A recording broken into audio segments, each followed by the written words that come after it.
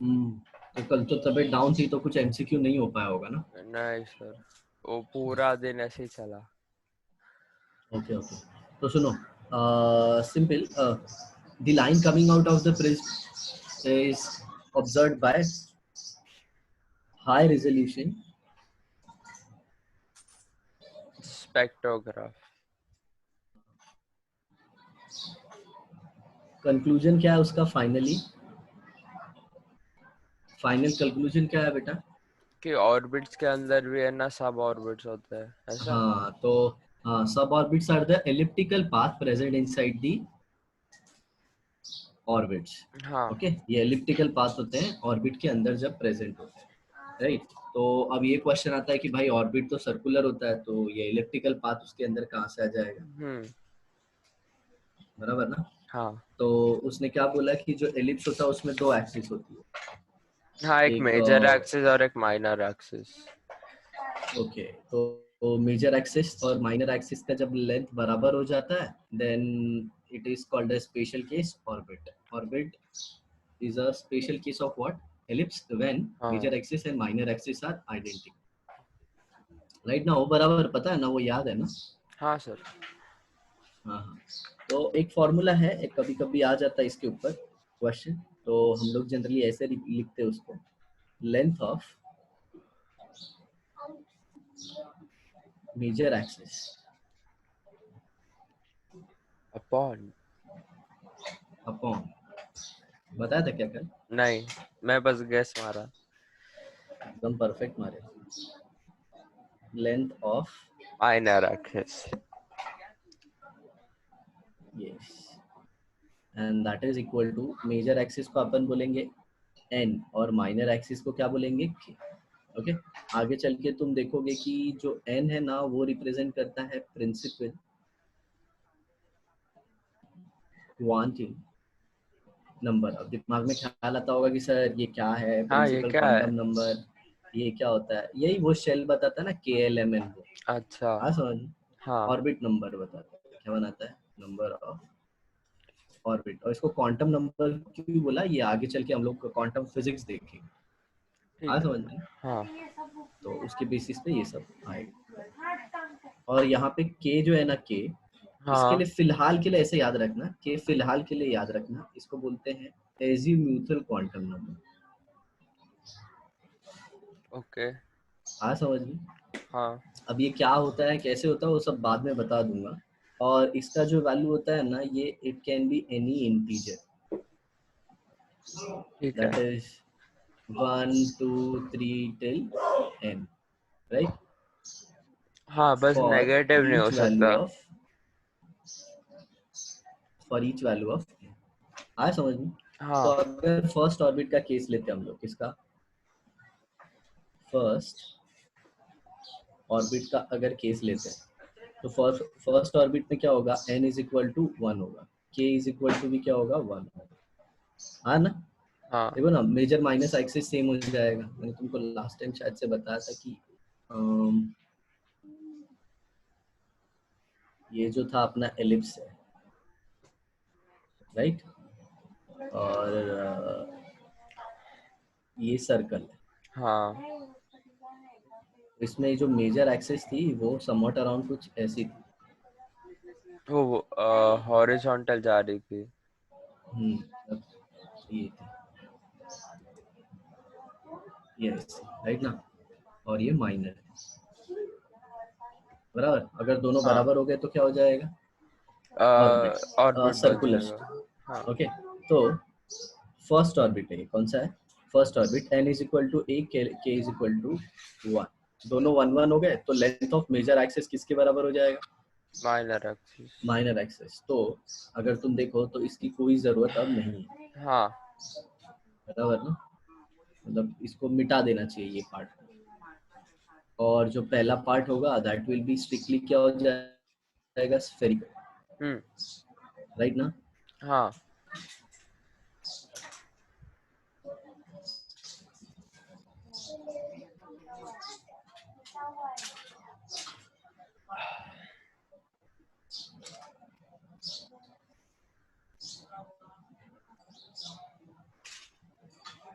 तो एक्चुअल में सिर्फ यही वाला पार्ट आएगा बस, इसके अलावा कोई भी नहीं। मतलब यहाँ तक पूरे जोन में इसको फर्स्ट ऑर्बिट बोलेंगे। हाँ समझ ओके में। हाँ अब दूसरा केस लेते हैं।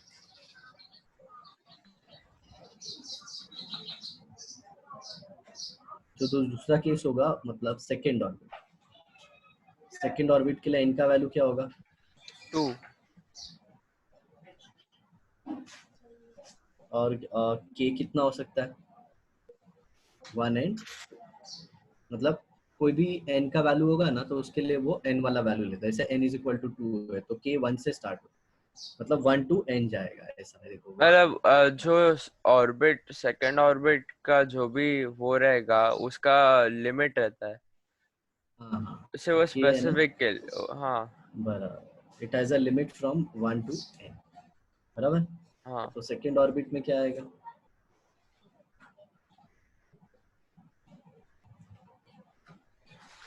तो सेकेंड ऑर्बिट में हम लोग का 2/1 आ सकता है, फिर 2/2 भी आ सकता है। जो लेंथ है मेजर का अपॉन आ जाएगा length of minor is equal to 2/1। तो दोनों इक्वल आए? नहीं। तो ये कौन सा आ जाएगा? एलिप्टिकल। हम्म ये कैसे एलिप्टिकल आएगा? देखो ना, मेजर का लेंथ ज्यादा है ना हाँ और माइनर का लेंथ कम, कम है। बराबर। और अगर दूसरा केस ले लिए तो 2/2 तो एल स्फेरिकल मेजर होएगा। Upon L minor is equal to 2/2। तो ये दे देगा स्फेरिकल। तो मतलब इसके अंदर सेकेंड शेल के अंदर दो सब शेल होते हैं। एक होता है एलिप्टिकल और दूसरा होता है सर्कुलर। सर इसका तो मतलब ऐसा मान के चलो, इससे इससे पता चलता है कि जो सेकंड ऑर्बिट रहता है उसके अंदर जो दो रहते हैं ना, क्या बोलते हैं, सब ऑर्बिट, उनमें से एक एलिप्टिकल होता है और एक सर्कुलर होता है, ऐसा? हाँ हाँ बराबर। ठीक है। अब थर्ड शेल का बात करते हैं। थर्ड ऑर्बिट, ऑर्बिट बोलते हैं तो पता है ना, 1 2 हाँ 3 4 यूज करते हैं हाँ और शेल होता है तो 3/1 3/2 3/3। तो वैल्यूज आ जाएगी 3/1 3/2 एंड 3/3।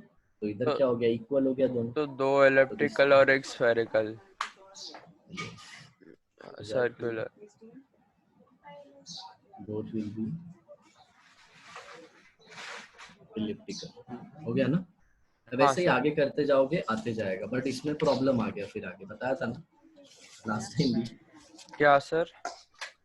कि मॉडल देते हैं लोग लेकिन उसमें प्रॉब्लम होते जाता है। हाँ अभी जैसे तुमने देखो, you belong to a doctor family, तो तुमको ये पता होगा कि कोई भी मेडिसिन निकलती है तो पहले उसका ट्रायल होता है।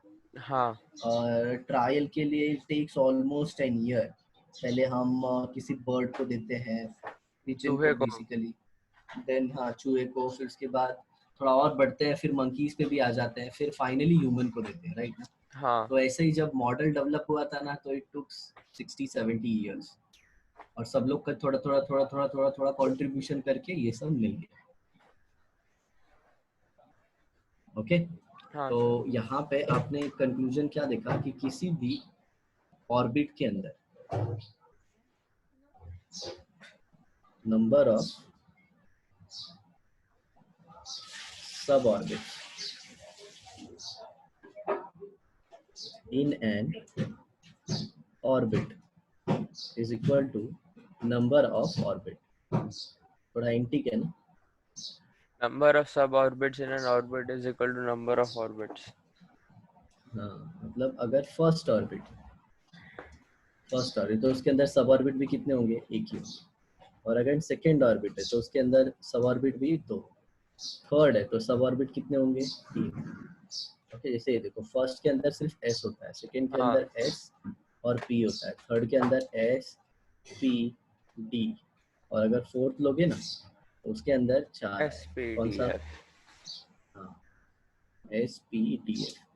हालांकि समर फील्ड का काम बोलते हैं ना, आगे थोड़ा लोगों ने ऐसा सोचा कि गलत हो गया, बट एक बात बताऊं, उन्होंने दुनिया को ये तो बता दिया कि भाई ऑर्बिट नहीं होता, उसके अंदर कुछ और भी होता है। आ समझ में? हाँ हाँ, तो ये चीज था। अब हम लोग देख लेते हैं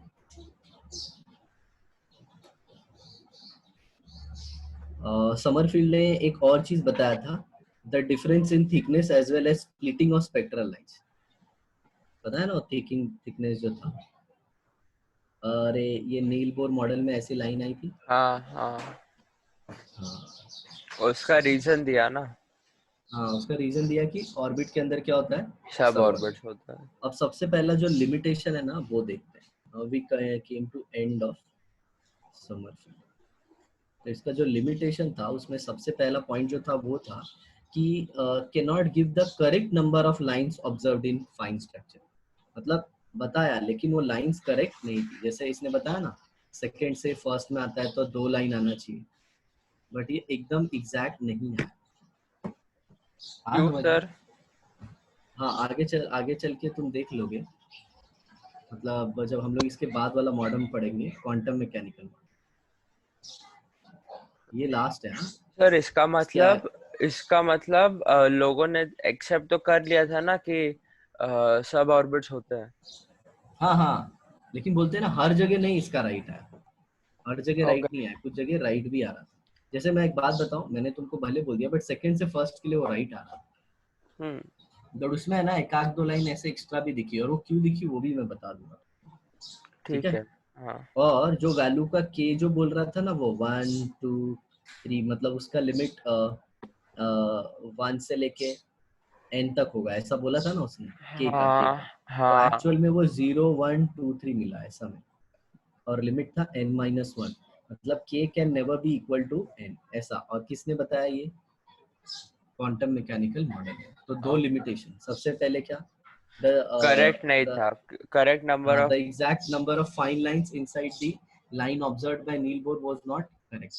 And the हाँ second one is the value of k, that is azimuthal quantum number, can never be equal to n. It is always, and it is 0 to n-1। हाँ हाँ समझ गए। तो इसका सिंबल भी आगे चल के चेंज कर दिया गया, के को एल रखा गया। मतलब जब भी तुम एजीम्यूथल क्वांटम नंबर पढ़ोगे ना तो तुमको हाँ क्या मिलेगा, एल मिलेगा।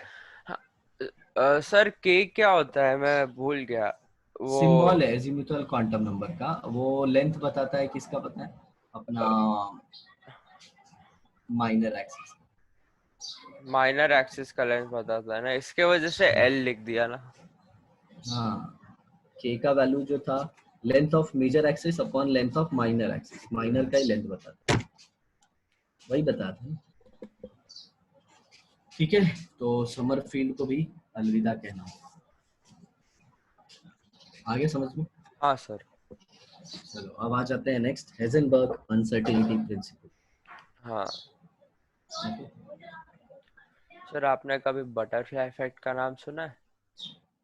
बटरफ्लाई इफेक्ट नहीं तो भाई, ये क्या है। वो है ना, हेजनबर्ग से ना रिलेटेड है बहुत ज्यादा। ठीक है, लेकिन है ना एग्जैक्ट जैसा कुछ है नहीं। तो उसके अंदर क्या रहता है कि बोलते हैं कि जो एक एग्जांपल के हिसाब से मैं आपको बोलता हूँ कि एक बटरफ्लाई, वो जब उसका विंग्स फ्लैप करता है ना, तो ऐसा चांस है कि है ना वो किधर बहुत कुछ ज्यादा ही डिस्टेंस पे ना वो एक हरिकेन या फिर टॉर्नेडो क्रिएट कर सकता है। तो है ना ये हाँ इस हाँ हाँ, तो इसका ये कहने का मतलब है कि छोटा छोटा एक्शन रहता है ना, वो बहुत ज्यादा चीजों में कन्वर्ट होते जाते हैं। और है ना, जैसे जैसे एक्शन जितना हम करते जाएंगे ना, वो पाइल अप होते जाते हैं, और उतना ही बुरा एक्शन होता है ऐसा, या फिर उतना ही अच्छा एक्शन होता है, ऐसा था। हाँ हाँ, राइट राइट। मतलब बटरफ्लाई जब अपने वो जो फेदर्स उसके जो भी रहेंगे या विंग्स रहेंगे उसको हाँ कंटिन्यूअस ऐसे करती है, तो उसमें मिनिमम बहुत एनर्जी आती है, बट अगर वही मल्टीपल टाइम्स कर ले तो दैट हाँ एनर्जी हाँ इंक्रीज। हाँ हाँ हाँ बराबर, ये ह्यूमन एक्शन के ऊपर भी अप्लाई होता है कि अगर हाँ। If you keep on taking action daily daily daily तो एक दिन वो पूरा पाइल अप हो जाता हम्म है। If it is positive actions तो बहुत अच्छा होता है, इफ इट इज नेगेटिव तो फिर प्रॉब्लम होता है। हम्म। सही।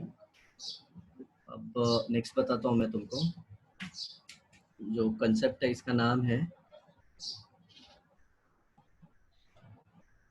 Heisenberg uncertainty principle. हाँ समझ में। तो इसका नाम क्या है? Heisenberg uncertainty principle. क्लियर?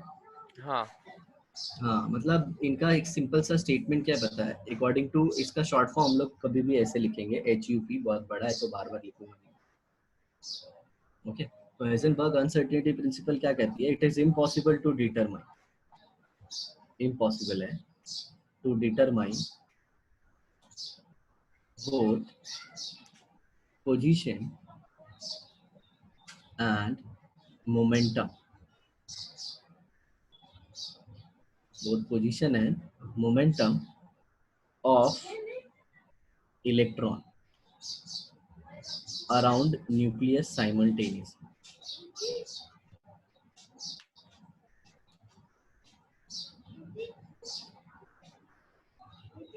मतलब आप न्यूक्लियस का पोजीशन और मोमेंटम है ना, मतलब वो एक साथ नहीं बता सकते, एक साथ, हाँ एक साथ। सर, इलेक्ट्रॉन का पोजीशन और मोमेंटम।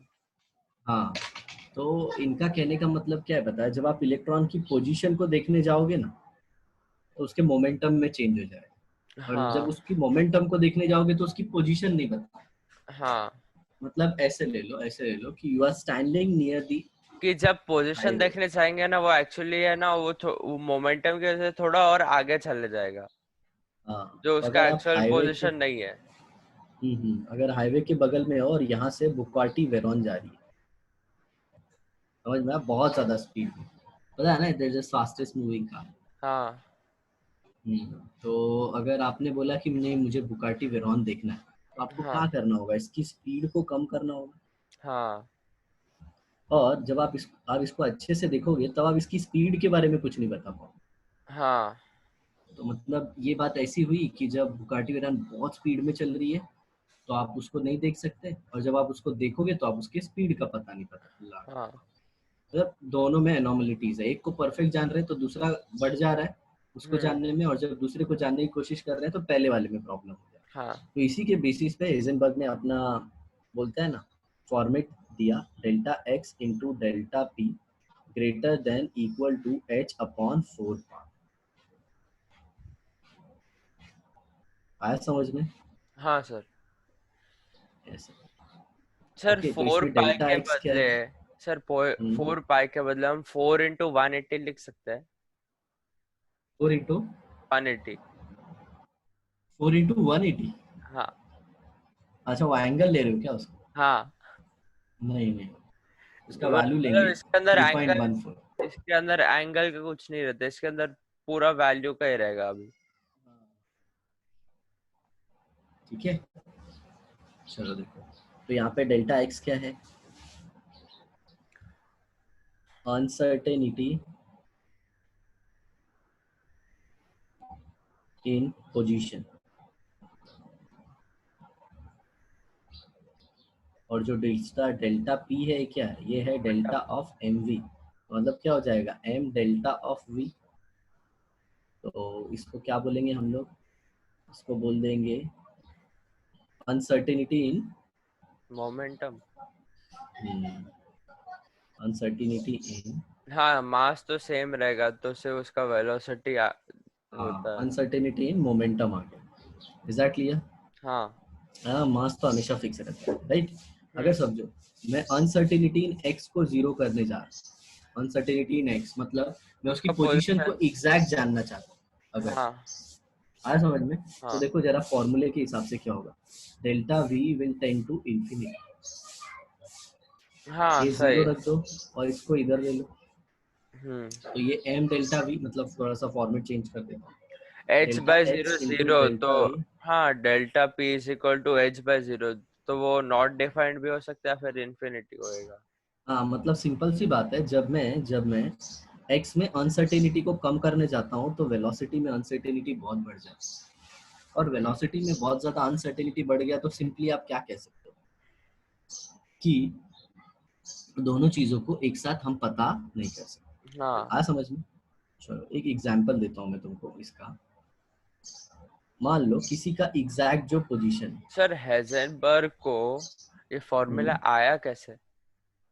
बहुत सारे एक्सपेरिमेंट किया अपनी लाइफ में, पूरा उसने यही तो किया, एक्सपेरिमेंट किया, सब डेटा रखा, वैल्यू रखा, और फिर ये इक्वेशन दिया। आ समझ में? तो हाँ जब ये छोटी बॉडीज के लिए एप्लीकेबल हो जाता है तो बड़ी के लिए ऑब्वियसली हो जाएगा, क्योंकि ज्यादा एबनॉर्मलिटी तो छोटी में रहती है। हाँ बराबर ना? आप जैसे ह्यूमन है, हम लोग चल रहे हैं नॉर्मल, तो आप तो पोजीशन भी बता सकते हो, वेलोसिटी भी बता सकते हो, लेकिन एरर जो आएगा वो कम आएगा, क्योंकि जब जैसे ही आप मेरा पोजीशन बताओगे, अगर वेलोसिटी बताओगे, मेरा पोजीशन चेंज हो गया है। हाँ।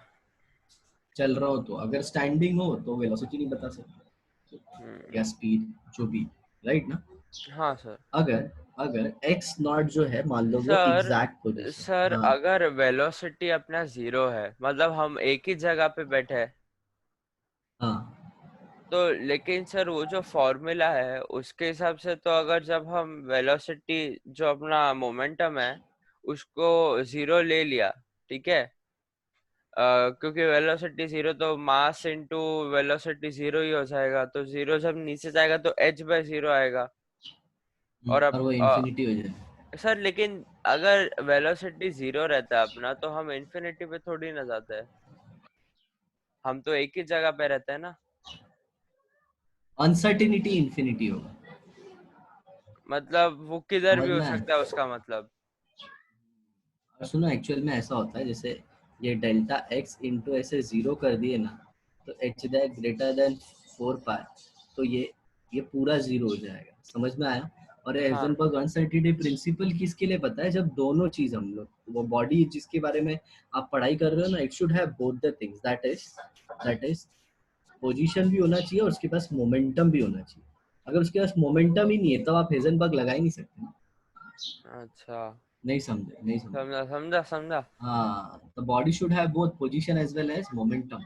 If it is not having momentum, तो फिर आप ये बात ही नहीं करोगे। मतलब वो उसके पास वो चलते भी रहना चाहिए। हम्म। हाँ समझ में? तभी ऐसे सोचने जाओ तो बड़ा सिंपल लगता है यार, कि ये बात तो सच है कि अगर मैं चलते रहूँ तो कोई मेरा पोजीशन बता नहीं पाएगा, और वेलोसिटी अगर जानना है तो फिर पोजीशन फिक्स नहीं होगा, तो दोनों एक हाँ दूसरे के लिए है। और ये देखो, x not plus delta x, okay, और एक आ गया एक्स नॉट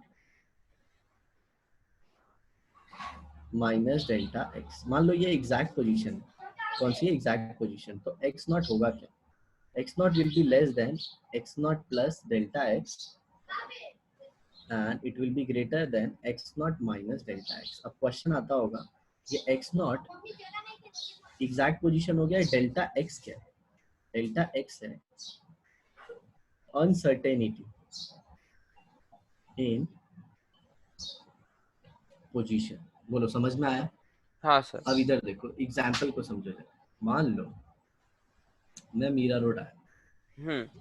ओके, और ये पूरा स्टेशन है, ठीक है, यहाँ हाँ से स्टार्ट होता है, मतलब ये चर्च गेट एंड हो गया, और ये हाँ विरार एंड हो गया, ठीक है, हाँ। और मैं यहाँ पे खड़ा हूँ, ओके। दिस इज माय, फिर थोड़ा सा इधर ले लो, इधर खड़ा हूँ, तो this is my exact position. Position, हाँ।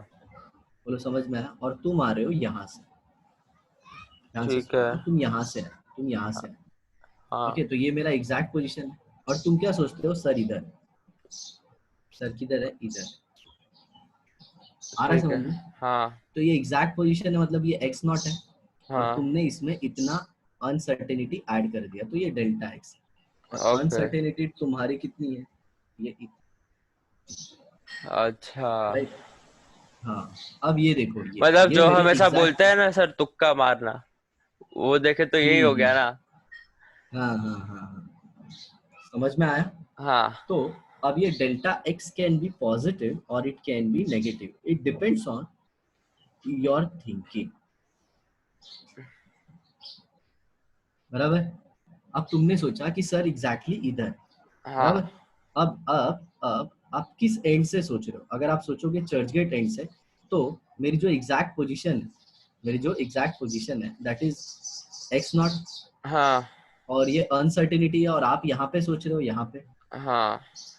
तो दिस इज एक्सपेक्टेड। हाँ। ओके, तो एक्सपेक्टेड में, ओके, यहाँ पे एक काम कर देते हैं, इसको एक्स नॉट करने के बदले मैं एक्सपेक्टेड ही कर देता हूँ, तो एक्स क्या हो जाएगा, एक्सपेक्टेड पोजीशन, ठीक है ना। हाँ तो ये देखो ये एक्सपेक्टेड पोजीशन था, उसमें आप डेल्टा एक्स ऐड कर दो तो आपको मेरी एग्जैक्ट पोजीशन मिल जाएगी। बोलो हाँ समझ में आया। हाँ। अब अगर तुमने उल्टा किया, यहाँ पे आने के बदले तुमने सोचा कि सर तो इधर हो, ओ माइनस कर देने का क्या इसमें? हाँ तो ये अब एक्सपेक्टेड पोजीशन एक्स, ठीक है, हाँ आया ना, और हाँ। इतना अनसर्टिनिटी है, तो x माइनस डेल्टा एक्स करोगे तो ये आ जाएगा, हम्म, आया समझ में। हाँ तो ऐसा है, तो यहाँ पे एग्जैक्ट बोलते हैं ना, उसी का प्रॉब्लम है। तो जब भी एग्जैक्ट लोकेशन होता है ना, अगर एग्जैक्ट पता चल गया तब तो अच्छी बात है, उसमें तब तो अनसर्टिनिटी है ही नहीं, लेकिन लेकिन ये जो प्रिंसिपल है यही अनसर्टिनिटी है, ओके। और ये कहता है कि जितना मास कम करते जाओगे ना, अनसर्टिनिटी उतना बढ़ते जाता है। अभी ये तो हेजनबर्ग का स्टेटमेंट था, राइट। हाँ। अब थोड़ा प्रैक्टिकली हम लोग समझते हैं कि ये कहना क्या चाहते हैं। तो इसके लिए मैं लेता हूँ सबसे पहले वही अपना एक न्यूक्लियस और एक एटम, ओके, ये एक हो गया, और फिर ये एक हो गया, हम्म। और फिर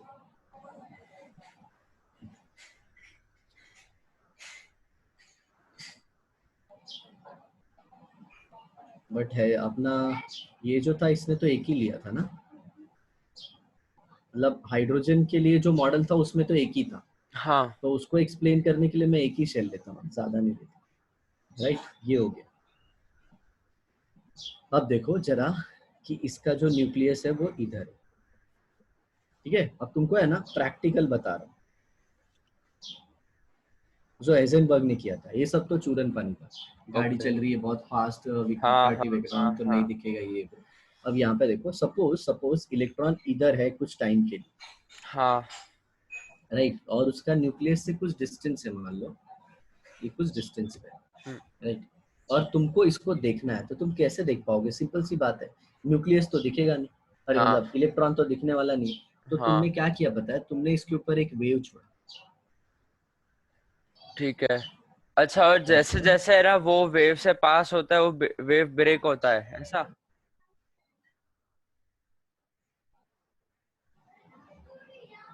मतलब समझा मतलब नहीं। अरे जैसे जैसे इलेक्ट्रॉन रिवॉल्व करता है, हाँ, तो वैसे वैसे वो वेव है ब्रेक होता है क्या, लाइट रे या फिर जो भी? एक बार वापस बोलो ना एक बार। अरे सर, ये इलेक्ट्रॉन है, उसने वन रेवोल्यूशन खत्म कर दिया, तो है हाँ ना जैसे हम लाइट भेजते हैं तो लाइट ऐसा ब्रेक होकर वापस से आता है, ऐसा बोल रहा हूँ मैं। हाँ हाँ हाँ, बराबर, लाइट इसको टकराएगी और वापस आएगी, बराबर, अच्छा। हाँ सही सही, एकदम परफेक्ट पकड़े। तो लाइट देखो, लाइट इसको टकराएगी और वापस आएगी, तो वी कैन सी ना, वो चमक देख पाएंगे ना हम लोग, तो हाँ, बता पाएंगे। कि पता जैसे एक चलता है रुपए का कि कॉइन सुनो, इलेक्ट्रॉन अभी उधर है ऐसा। हाँ, 1 रुपए का कॉइन मैं एक टाइल है उसके ऊपर रख देता हूँ और उसके ऊपर लाइट गिराता हूँ, तो चमकेगा ना वो, हाँ बराबर। तो लाइट उसके ऊपर गिर रही है और वो मेरे आंख तक आ रही है, राइट ना। हाँ हाँ तो देखो ये इसका वेवलेंथ है जो मैं भेज रहा हूँ, ये लेमडा, ये गया, ये ऐसा जाएगा, इससे टकराएगा और फिर आ जाएगा। हाँ तो आने वाला भी दिखा देता हूँ, ऐसे मान लो, ऐसे ये आ जाता है ऐसे, हाँ। वेवलेंथ कम रहेगा ऐसे, अभी। हाँ जो भी रहेगा उसका वेवलेंथ अलग होगा, मतलब हाँ सिंपल सी बात है, वेवलेंथ बड़ा हो जाएगा क्योंकि उसकी एनर्जी ट्रांसफर हो, राइट। हाँ हाँ। सपोज ये 12:45 पे इधर गया, ठीक है, ठीक है। और इससे कोलाइड हुआ और 12:45 सपोज 2 सेकंड पे गया था, और ये 3 सेकंड पे आ गया और अपन ने देखा, तो अपन क्या बोलते हैं कि ये इधर होगा, राइट। हाँ लेकिन लेकिन लेकिन होता क्या है, जैसे ही ये वेव इससे कोलाइड हुआ होगा, इसने अपनी एनर्जी ट्रांसफर कर दी, हाँ राइट। हाँ और जैसे ही एनर्जी ट्रांसफर किया होगा, ये इलेक्ट्रॉन अपना पोजीशन चेंज कर दिया होगा, हाँ राइट। तो मैं क्या सोचता हूँ कि इलेक्ट्रॉन तो इधर है, बट एक्चुअल में उसने अपनी पोजीशन को चेंज कर दिया, हाँ। तो मेरे को क्या मिल रहा है, एरर। हाँ तो मैंने क्या सोचा कि मैं इस एरर को कम करूंगा। हाँ तो एरर को कम करने का मतलब क्या है, इसका जो एनर्जी है ये कम दूं हाँ तो ट्रांसफर भी कम होगा। तो अब मैंने बड़ा वेव दिया, और बड़ा वेव मतलब एनर्जी कम, इनवर्सली कम। प्रोपोर्शनल है। तो चलो मानते हैं ये गया इधर और इधर इसने इससे टकराया, इसको कम एनर्जी दिया। हाँ लेकिन प्रॉब्लम ये है कि ये इधर आने में भी तो ज्यादा टाइम लेगा, हाँ तो उधर वापस एरर आता है। तो इसी के बेसिस पे उसने बोला कि आप कुछ भी कर लो, आप एग्जैक्ट नहीं बता सकते। हाँ, मतलब हमें एक ऐसा वेव चाहिए रहेगा जिसका वेवलेंथ बहुत ज्यादा है और ट्रैवल भी फास्ट करता है। हाँ हाँ, और सिंपल सी बात है कि वो अपनी एनर्जी को बिल्कुल ट्रांसफर नहीं करता। नहीं तो एनर्जी ट्रांसफर करेगा तो यार फिर प्रॉब्लम ही होगा ना, हम्म। उसकी पोजीशन चेंज हो जाएगी। तो हाँ। ये एक्सपेरिमेंटल फैक्ट है। बाकी तुमको 10 जन 10 अलग अलग चूरन से हाइजेनबर्ग पढ़ाएंगे, अच्छा। समझ में आया? तो ये एग्जैक्ट हाँ रीजन था, क्योंकि देखो वो बात ही किसकी करते थे, वेव की एनर्जी की, लाइट हाँ हाँ की, राइट ना। तो अब हम लोग एक चीज और देख लेते हैं, proof for electron. Proof for electron that it does not resides in nucleus। Sir ये जो अब ये देखिए, सर ये जो आइंस्टाइन या फिर ऐसे थे, वो हम्म, लोग प्रूव नहीं कर पाए क्या इसको रॉन्ग? किसको, हाइजेनबर्ग को? हाँ नहीं नहीं, नोबेल प्राइज मिला इसको, सही था ये। समझे? हाँ और इसका बायोग्राफी पढ़ोगे ना तो ऐसा लिखा जाता है, one of the greatest scientist. हाँ मतलब ऐसे लोग सोचते हैं ना कि ये होते अभी तक प्लेनेट पे, तो शायद प्लेनेट का रंग ढंग ही अलग है। हाँ ऑब्वियसली आइंस्टाइन, नील बोर जैसे लोग जिंदा होते तो मतलब उनकी थिंकिंग ही कुछ अलग थी। हाँ अब सर। जैसे देखो ना, एक नॉर्मल ह्यूमन जैसे तुमको और मेरी बात ले लो, मतलब तो हम लोग उठेंगे, अपना नॉर्मल रूटीन करेंगे, खाएंगे पिएंगे ये वो, हाँ लेकिन इनका तो अलग ही था। साइंटिस्ट को देखते थे ना, उनका ऐसा चेहरा रहता है ऐसा, और बाल देखते थे एकदम अलग ही रहते थे हाँ ऐसे, और चेहरे भी अलग, कहीं से बाल गायब है, कपड़े भी अलग, क्योंकि they were not bothered about the outside world. हाँ उनको अपने काम में इंटरेस्ट ऐसा। तो इसने बोला, इसने क्या बोला कि हाइजेनबर्ग बोलता है कोई भी चीज फिक्स नहीं है, कोई भी चीज अनसर्टेन है, हम्म। बराबर ना। तो जैसे नील बोर ने बात किया था कि न्यूक्लियस है, न्यूक्लियस के सराउंडिंग में इलेक्ट्रॉन रहता है। तो तो जो दूसरा स्कूल ऑफ थॉट था ना, बताया था ना, दो स्कूल ऑफ थॉट थे। हाँ हाँ, तो उसमें एक जन बोलता है तब तो ऐसे तो इलेक्ट्रॉन भी न्यूक्लियस के अंदर हो सकता है। तो हाइजेनबर्ग ने उसकी, बोलते हैं ना, प्रूफ दी। कैसे बोले, तो अपन प्रूफ करते हैं। मान लो एक एटम ले लेता हूँ, ये एटम हो गया अपना, ये हाँ। न्यूक्लियस हो गया, राइट। हम्म। तो तो न्यूक्लियस का साइज क्या होता है, 10⁻⁻15 मीटर, आया ना। हाँ तो ऐसे सोचो बेटा कि मान लो मैंने है ना एक न्यूक्लियस को बाहर निकाला और ये उसकी साइज बना दी, ये मान लो। तो ये ठीक क्या है। हो गया, 10⁻⁻15, राइट। हाँ अब इलेक्ट्रॉन इसमें यहाँ पे भी रह सकता है, यहाँ पे भी रह सकता है, यहाँ पे भी रह सकता है। हाँ तो can I say uncertainty, uncertainty in position is 10⁻⁻15 metre.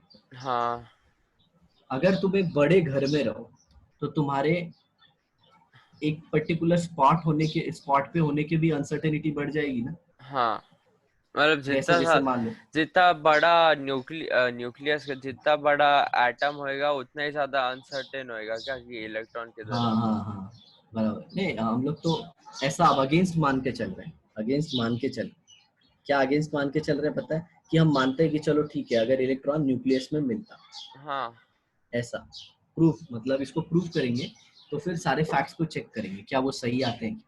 तो इलेक्ट्रॉन अगर न्यूक्लियस में मिलेगा तो इतना अनसर्टेनिटी आएगा, बराबर ना। मतलब देख रहे हो ऑलमोस्ट कितना कम सर्टेनिटी है, हाँ अनसर्टेनिटी, हाँ मतलब सर्टेनिटी ज्यादा है, हाँ राइट। और हम सबको पता है इलेक्ट्रॉन का मास कितना होता है। हाँ सो हमने क्या किया, let's assume the electron is found inside the nucleus, so its uncertainty in position will be 10⁻⁻15 metre, हाँ जिसको आप 1 फर्मी भी कहते हो, 1 फर्मी। ओके और इलेक्ट्रॉन का मास कितना हो गया? 9.1 इंटू 10⁻31। नहीं सर फर्मी इस फर्मी होता क्या एक्चुअली किसका यूनिट होता यूनिट है? है, जैसे एंगस्ट्रॉन होता है ना बेटा 10⁻10 मीटर, ऐसे हाँ ही 1 फर्मी होता है 10⁻15 मीटर। ओके ये तुमको फिजिक्स में सिखाएंगे, यूनिट एंड डायमेंशन। हाँ वो तो बहुत पहले भी सिखाया था सर, लेकिन वो क्या है कि वो चैप्टर थोड़ा बोरिंग है। हाँ बहुत बोरिंग है एक्चुअली, कैसा सब फैक्ट्स याद करने होते हैं, सब हाँ फैक्ट्स। अभी जैसे तुमको 1 न्यूटन सिखाएंगे, लेकिन 1 न्यूटन का एग्जैक्ट मतलब समझने के लिए है ना, बहुत हाँ बड़ी बात होती है। जैसे ये सरफेस हुआ, यहाँ पे 1 kg का वेट है, समझ में आया? और तुमने उस पर इतनी ताकत लगाई कि ये 1 kg का वेट है ना 1 मीटर आगे गया, हाँ समझ में आया? हाँ तो सर तब तुम बोलोगे कि सर जो सर फोर्स सर लगा 1 न्यूटन का लगा। हाँ मैं याद है आपको बोला था कि एटम का फोटो लिया है। लिया है सर, अगर आप गूगल पे जाओगे ना, फोटो ऑफ एन एटम आप सर्च करोगे ना, दिखेगा आपको। मालूम है मेरे को, देखो ऐसा दिखेगा, ऐसा, ये देखो ये न्यूक्लियस है, ऐसा ऐसा दिखता नहीं सर, वो फोटो पता है कैसा लिया था वो लोगों ने? है। वो एक सेकंड में ड्रॉ करके आपको बता। सर आपने मेरे को बोला था नहीं नहीं एटम अभी तक दिखा नहीं, उसका फोटो नहीं स्क्रीन पे, लिया है। स्क्रीन पे एटम का नहीं, इलेक्ट्रॉन, इलेक्ट्रॉन। नहीं नहीं आपने एटम का बोला था। ओके ओके ठीक है। तो है ना सर, स्क्रीन, एक, हाँ ये जो दो है ना, ये ना कुछ ज्यादा ही है ना, वो क्या बोलते हैं, मैग्नीफाइंग ग्लास जैसा आप बोल सकते हो, लेकिन है ना इनका पावर इतना खतरनाक है ना। और है ना वो लोगों ने ना एक एटम को सेपरेट कर दिया है बाकी सबसे, और है ना एक अलग ऑब्जर्व ही। किया, हाँ हाँ, और बाद तो में दिखा ऑब्जर्व किया कैसे? कि एटम, अरे उसका, सर मैं आपको कैसे बता, रुको मैं ना क्रोम खोल रुको के ना रुको स्क्रीन शेयर करता हूँ रुको सर। रुको, मैं करता हूँ ना। हाँ ठीक क्या है, आप क्या करो। डालने का? इस फोटो पे ऑफ क्या एन डालने का? Atom, photo of an atom. Google पे ना? हाँ ये अभी स्क्रीन दिख रही है तुमको? हाँ। गूगल दिख रहा है? नहीं, आपको शायद से बंद करना पड़ेगा। एक सेकंड। मिनिमाइज कर दो इसको।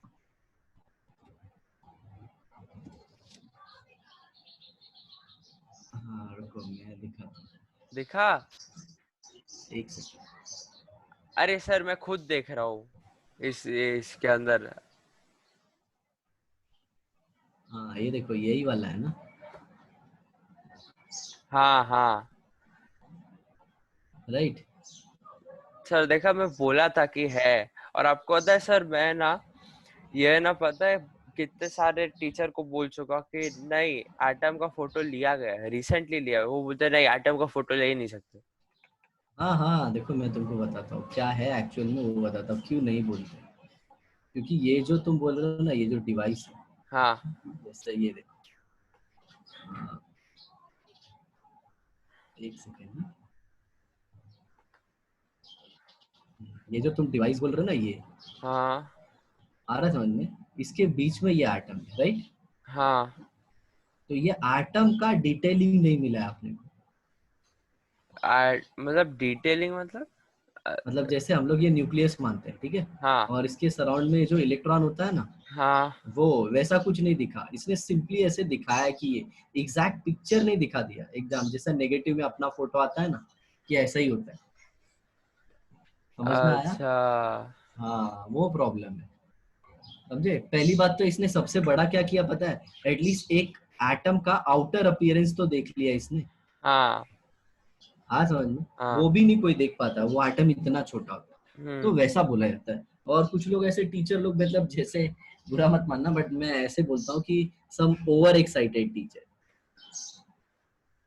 ओवर एक्साइटेड मतलब वो बोलते बोलते कभी कभी ऐसे बोल देते हैं कि इलेक्ट्रॉन माइक्रोस्कोप से इलेक्ट्रॉन दिख जाता है।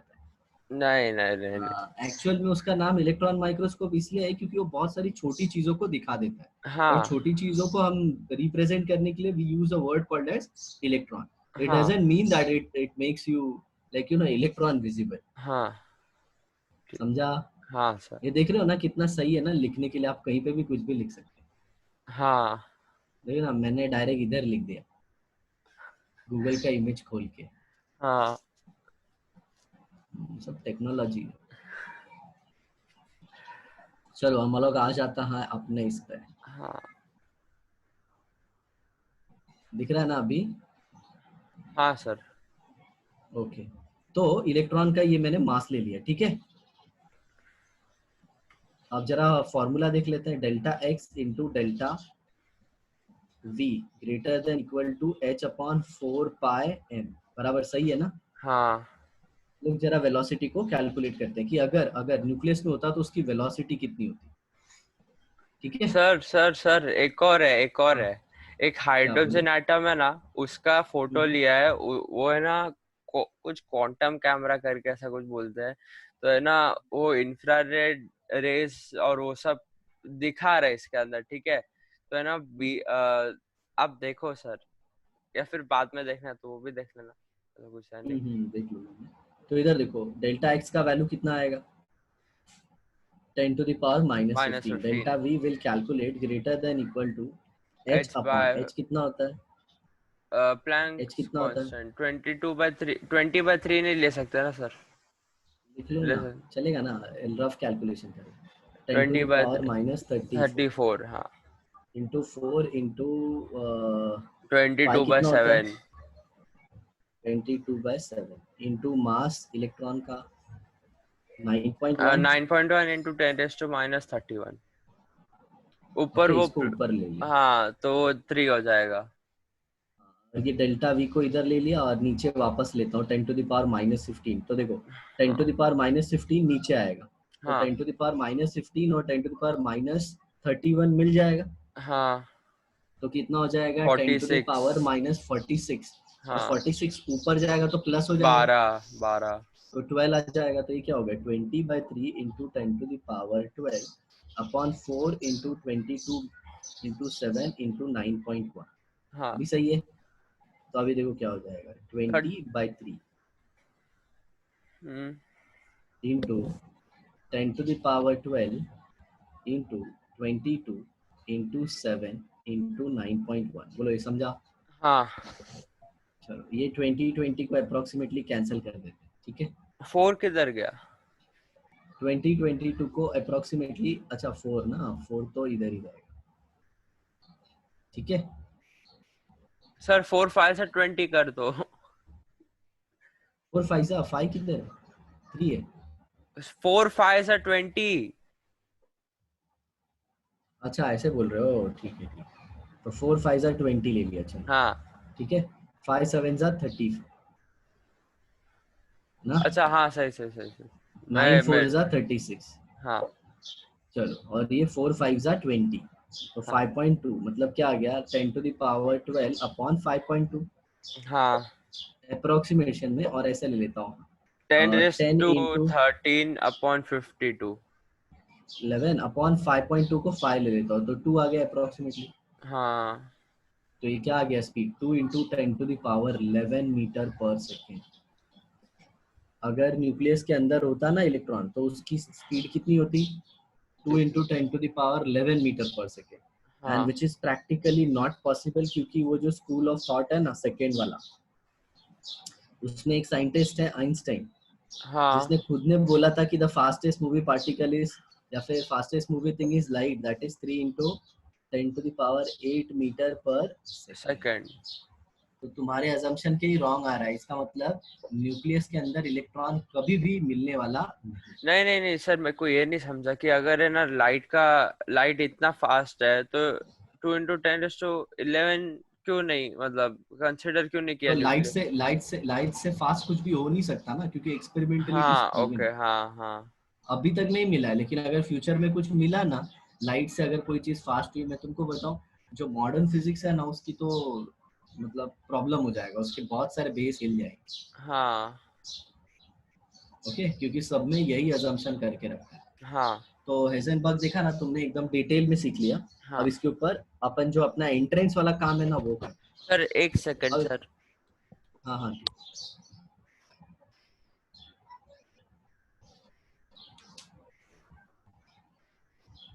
हाँ सर। तो ये सब जो ये सारी चीजें बताया ना बेटा, ये सब कैसा होता है बताया, माइंड में एक पिक्चर क्रिएट करने के लिए। नहीं तो डायरेक्ट हेजनबर्ग का ये फॉर्मूला लिखता और सम दे देता ना देखो इसके ऊपर, तो हाँ। तुम बहुत बोर हो जाते। हम्म। हाँ, तो अब ये फ्रेमिंग क्लियर किया इसने, तो इसने तुम्हारे दिमाग में क्या डाला कि वेलोसिटी भाई मीटर पर सेकेंड में होता है, मास किस में होता है, केजी में, हाँ और ये पोजीशन भी किस में होती है, मीटर में, और ये कितना होता है 6.636 10⁻−34। तो एक हाँ वैल्यू दिमाग में बैठ गई। ठीक है, हाँ सर। चलो तो अब हम लोग कैलकुलेट करते हैं। एक क्वेश्चन में डेटा दिया है, क्या है वो देख लो जरा। अब माइक्रोस्कोप, ओके, एक क्या है, माइक्रोस्कोप है,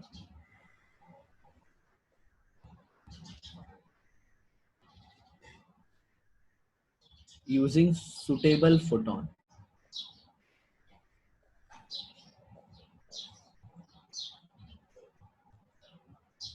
तो मैंने बताया था ना तुमको, लोकेट करने के लिए वेवलेंथ लेंगे इलेक्ट्रॉन को लोकेट हाँ करने के लिए। हाँ हाँ, सुटेबल फोटोन। सर, वेवलेंथ लेंगे इलेक्ट्रॉन को लोकेट करने के लिए? वही वही एनर्जी, एनर्जी तुमको दिखाया था ना मैंने वो एक्सपेरिमेंट में। मतलब? अरे ये न्यूक्लियस पे वेव गिर रहा था यार, हाँ हाँ, वो ओके, हाँ फोटोन था ना, वो क्या था, फोटोन था हाँ ना। हाँ हाँ हाँ। इज एम्प्लॉयड, आ समझ में, a hmm. microscopic like a microscope using suitable photon is employed to locate an electron।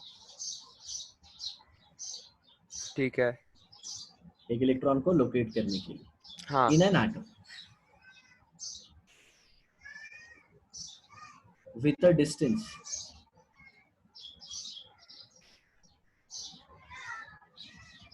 of 1 angstrom।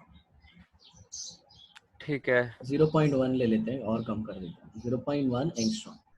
What is the uncertainty involved in measurement of its velocity? मतलब simple x uncertainty in find करना है। velocity बताओ, v find out करना। एक second sir. uncertainty in velocity, ये uncertainty in x दिया है तो।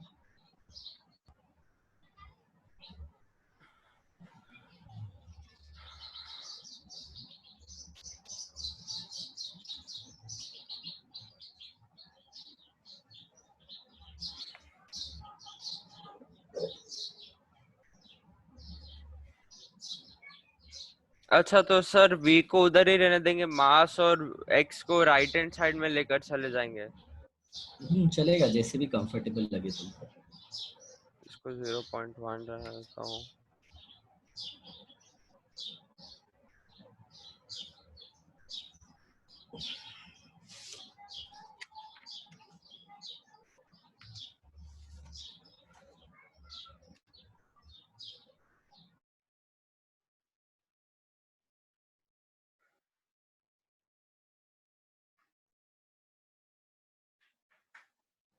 मम्मा सफाई कर रही।